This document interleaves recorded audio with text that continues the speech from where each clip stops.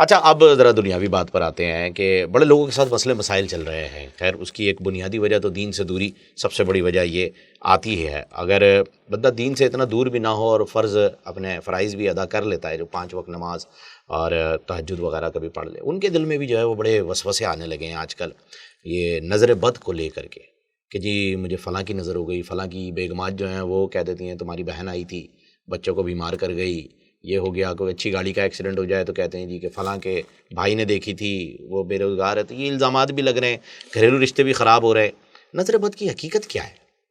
وہ ایک ساتھی نا بڑے مذاقی انداز میں کہنے لگا کہ آپ ایک گاڑی لیتے ہیں 50 لاکھ روپے کی، اس کے ساتھ کالا جوتا باندھ دیتے ہیں. تو مجھے یہ بتائیں کہ آپ اپنے ساتھ کیوں نہیں باندھتے؟ گاڑی کی قیمت زیادہ ہے کہ آپ کی قیمت زیادہ ہے؟ تو حقیقت یہ ہے کہ ہم اس روش پہ چل پڑے نظر بد کے حوالے سے بھی کہ جو طریقہ اسلام نے نہیں بتایا. نظر بد برحق ہے، لیکن جس انداز میں ہم نے لے لیا کہ اپنے آپ کو کسی ترتیب پہ نہ لانا، کسی روش پہ نہ لانا، کسی ٹریک پہ نہ لانا، اپنی غفلت، سستیاں اور سب کچھ نظر بد پہ ڈال رہے ہیں. سارا کچھ کریں اللہ کی ذات پہ یقین رکھتے ہوئے، نتیجہ مالک پہ چھوڑ دیں. البتہ نظر بد چونکہ برحق ہے، حدیث میں اس کا صحیح حوالے کے ساتھ اس کی بات موجود ہے. آپ نے فرمایا اکثر میں یموت بعد قضاء اللہ و قدرتہ من العین، تقدیر کے بعد سب سے زیادہ جو میری امت کی تباہی، بربادی، نقصان جو ہوگا وہ نظر بد کی وجہ سے ہوگا. اللہ اکبر. بلکہ ایک حدیث میں یہاں تک کہ قاد الحسد ان یغلب القدر، بعض دفعہ حسد، نظر بد یہ تقدیر پہ بھی غالب آ جاتا ہے. اللہ اکبر. اور اس سے بچاؤ؟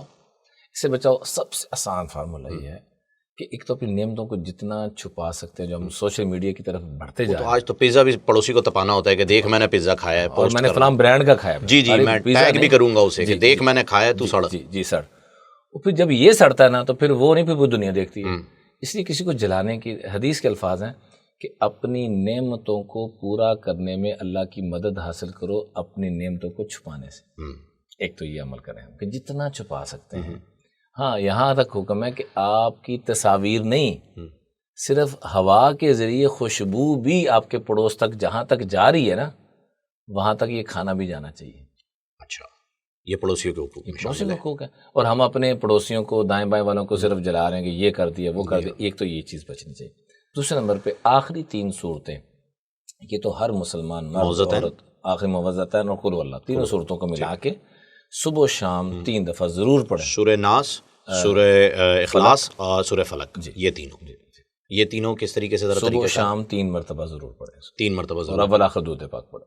اچھا جی. یہ اگر آپ کو یہ وہم بھی ہوتا ہے کہ آپ کو بری نظر لگ گئی ہے تب بھی پڑھنا چاہیے. ہر کو نہیں ہے تب بھی پڑھنا چاہیے. اچھا وہ 7 مرچیں 11 بار گول گھمانا ہے؟ کوئی ضرورت نہیں اس کی. یہ مجربات ہو سکتا ہے، کسی کا تجربہ ہو سکتا ہے، لیکن جو حدیث پاک میں جو سب سے اللہ کے محبوب علیہ الصلوۃ والسلام پہ جب جادو ہوا، اثرات ہوئے، تو یہی 2 صورتیں نازل ہوئی. تو آپ کے حدیث کے مفہوم ہے کہ یوزی کا من کل شر، ہر شر سے تمہیں یہ محفوظ کر دیں گی یہ 3 صورتیں، قل هو اللہ، قل اعوذ بالفلق اور قل اعوذ بالناس. ان کو صبح شام اہتمام کریں. ایسے ہی چھوٹی سی ایک دعا ہے، اللہم بارک فی ولا تضر.